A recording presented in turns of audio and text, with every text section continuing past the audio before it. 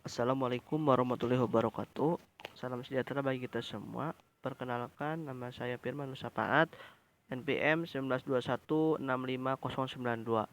Pada kesempatan ini saya akan menyampaikan hasil analisis saya mengenai review jurnal nasional internasional. Langsung saja ke jurnal pertama. Jurnal pertama itu berjudul The Influence of Money Supply on Inflation in Nigeria. Nama jurnal University of Economic in Katowice, Journal of Economic and Management. Volume dan halaman, volume 31 dalam kurung 1 dan halaman 5 sampai 22.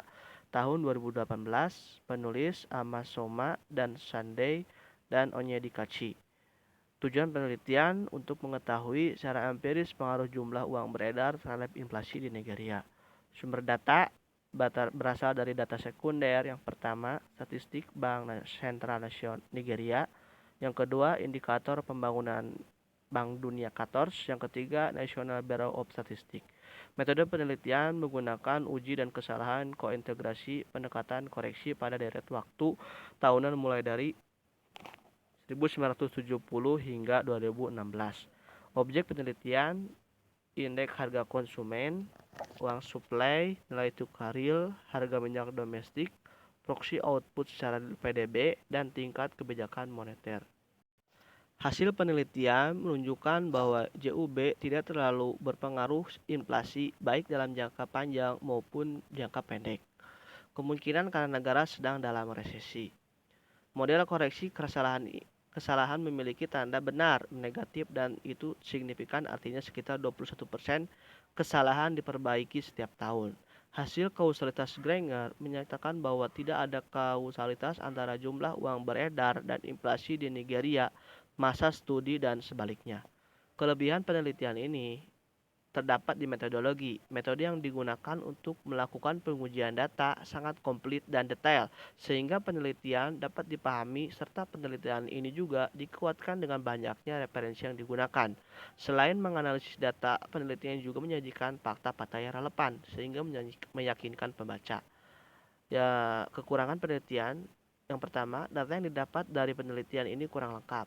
Yang kedua, teori-teori menurut para ahli yang digunakan dalam penelitian ini sangat sedikit sehingga kurang menguatkan penelitian.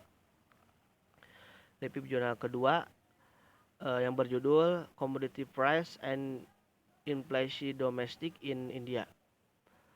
Nama jurnal Global Journal of Emerging Market Economies, volume dan halaman 3 dalam kurung 2, halaman 223 sampai 246, tahun 2011, penulis Ajit R. Joshi and Debasis Acharya. Tujuan penelitian untuk mengetahui secara empiris hubungan antar harga internasional komoditas primer dan domestik inflasi di India. Sumber data, angka indeks harga grosir, dan data harga komoditas primer internasional. Metode penelitian menggunakan pengujian stasioner variabel seperti variabel yang ditemukan tidak stasioner dan terintegrasi dari urutan 1. Tes kointegrasi dilakukan dengan menggunakan prosedur Johansen karena kemungkinan kerusakan struktural ditemukan berdasarkan sampel penuh dan analisis yang sama diuji dengan menggunakan tes Georgi-Hansen. Objek penelitian harga domestik di India dan harga komoditas internasional. Hasil penelitian menunjukkan bahwa harga domestik terkointegrasi dengan harga komoditas internasional. Tautan antara harga internasional dan domestik telah menguat pada tahun-tahun sejak tahun 2000. Hal ini varian yang cukup besar dengan pengamatan yang ditemukan dalam literatur yang memiliki hubungan antar variabel-variabel ini melemah, terutama di negara maju. Ada dua alasan utama untuk varian ini. Pertama, keranjang konsumsi di pasar India sangat berbeda dengan sebagian besar negara industri, dan kedua, pembukaan ekonomi secara bertahap dan pengurangan bea masuk telah berdampak pada ekonomi yang lebih terintegrasi dengan seluruh dunia. Kelebihan penelitian ini, teori-teori yang digunakan atau referensinya banyak, metode yang digunakan pun lengkap, serta pembahasannya yang mendetail. Adapun kekurangannya, perlu dilakukan penelitian atau kajian lebih lanjut lagi karena masih banyak variabel-variabel lainnya yang berpengaruh signifikan terhadap inflasi ini. Review jurnal ketiga yaitu jurnal nasional yang berjudul Pengaruh E-Money terhadap Inflasi di Indonesia. Nama jurnal Jurnal Equilibrium Universitas Jember UNEJ. Volume dan halaman, volume 2 dalam kurung 1 halaman 18 sampai 23 tahun 2017, penulis Elia Junaitin, Regina Niken, dan Fajar Wahyu. Tujuan penelitian untuk mengetahui pengaruh variabel JUB, eman, dan suku bunga terhadap inflasi di Indonesia. Sumber data berasal dari data sekunder, yaitu dari Bank Indonesia. Metode penelitian ini menggunakan pendekatan deskriptif kualitatif dengan daerah penelitian adalah Indonesia.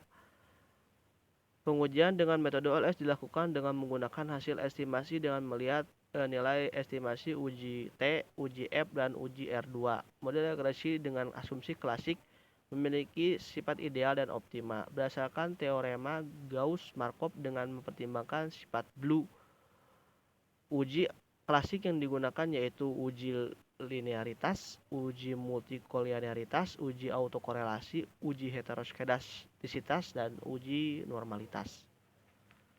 Adapun objek penelitian ini adalah penelitian ini menggunakan populasi inflasi, JOB, MRI, dan suku bunga Indonesia. Sampel yang digunakan yaitu IHK, harga IHK M2, transaksi jumlah uang elektronik beredar, dan BI Rate Indonesia tahun 2007. Hasil penelitian hasil analisis kuantitatif yang digunakan dalam menjawab pertanyaan empiris menggunakan metode OLS menunjukkan bahwa secara simultan ketika variabel bebas yang terdiri dari JUB, M-money, dan BI Rate mempunyai pengaruh secara signifikan terhadap laju inflasi di Indonesia. Hasil uji secara simultan dapat dilihat berdasarkan uji F, probabilitas F statistik dengan metode OLS memiliki nilai yang lebih kecil daripada tingkat signifikan. Secara parsial, nilai probabilitas statistik ketiga menunjukkan nilai yang lebih besar daripada tingkat signifikan. Sedangkan probabilitas tes statistik BI Rate memiliki nilai yang lebih kecil daripada tingkat signifikan. Secara simultan, variabel bebas mampu mempengaruhi variabel terkait, yakni inflasi di Indonesia dilihat dari besarnya nilai probabilitas F statistik lebih kecil daripada tingkat signifikan. Secara parsial, hasil estimasi diperoleh hasil sebagai berikut. JUB yang diproyeksikan dengan uang dalam arti luas M2 berpengaruh negatif dan tidak signifikan terhadap inflasi di Indonesia. Pertumbuhan M-money memiliki pengaruh yang positif tetapi tidak signifikan terhadap inflasi di Indonesia. Suku bunga Indonesia atau BI Rate berpengaruh positif dan tidak signifikan terhadap inflasi di Indonesia. Kelebihan penelitian ini adalah metode yang digunakan sudah pas, referensi yang digunakan pun untuk menguatkan penelitian ini cukup lengkap. Namun ada kekurangannya, walaupun metode yang digunakan sudah pas, tetapi tidak adanya pembahasan dan metode menurut para ahli untuk mendukung penelitian ini. Tanggapan pribadi terhadap ketiga jurnal di atas. Inflasi itu yang pertama, inflasi itu bisa disebabkan oleh beberapa faktor, diantaranya seperti pada jurnal pertama, penelitian ingin mengetahui apakah inflasi di Nigeria diakibatkan oleh JUB. Karena seperti kita ketahui bahwa JUB itu berpengaruh positif terhadap inflasi.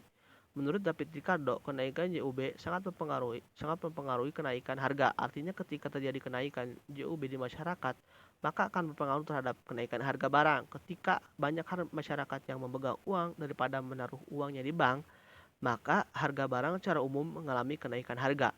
Untuk mempengaruhi tingkat JUB adalah dengan mempengaruhi tingkat suku bunga bank. Namun, meskipun JUB ini berpengaruh positif terhadap inflasi, ternyata berdasarkan jurnal pertama bahwa JUB bukan penyebab pasti dari terjadinya inflasi di Nigeria, namun ada faktor lainnya yang berpengaruh secara signifikan terhadap inflasi di Nigeria tersebut. Pada jurnal kedua, inflasi juga bisa disebabkan oleh harga komoditas di negara tersebut, seperti yang terjadi di India. Berdasarkan jurnal yang saya baca, harga pada komoditas pangan dianggap penting dalam mempengaruhi inflasi, karena semakin mahalnya harga maka dapat menciptakan inflasi. Beberapa penelitian sebelumnya telah menemukan bahwa perubahan harga komoditas seperti beras, cabai merah, dan daging ayam dapat menyebabkan inflasi. Untuk mengatasi hal ini, pemerintah dapat melakukan tindakan seperti berikut ini. Yang pertama, meningkatkan produksi menambah jumlah barang di pasar. Untuk menambah jumlah barang, pemerintah dapat mengeluarkan perintah untuk meningkatkan produksi. Hal itu dapat ditempuh dengan memberi premi atau subsidi pada perusahaan yang dapat memenuhi target tertentu.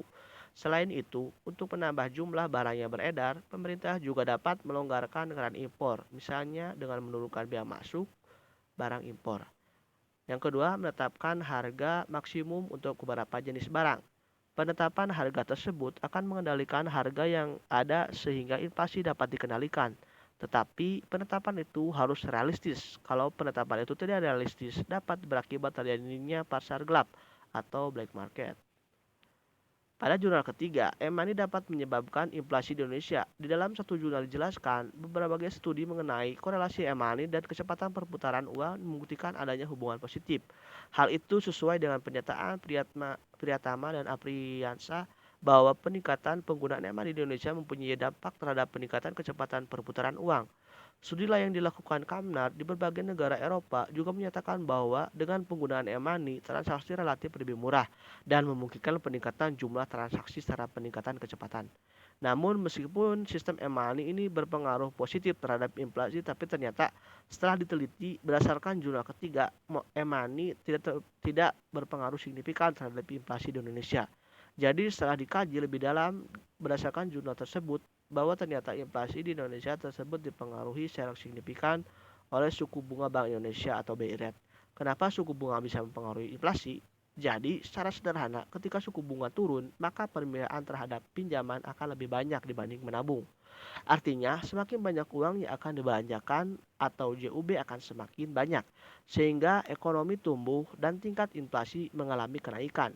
Menurut saya, pada hal ini pemerintah dapat mengeluarkan kebijakan lewat bank sentral, yaitu kebijakan diskonto. Bank sentral dapat menerapkan kebijakan diskonto dengan cara meningkatkan nilai suku bunga. Tujuannya adalah agar masyarakat terdorong untuk menabung. Dengan demikian diharapkan jumlah uang yang beredar dapat berkurang sehingga tingkat inflasi dapat ditekan. Mungkin sekian presentasi yang dapat saya sampaikan. Semoga apa yang saya sampaikan dapat bermanfaat bagi kita semua. Sekian dan terima kasih. Wassalamualaikum warahmatullahi wabarakatuh.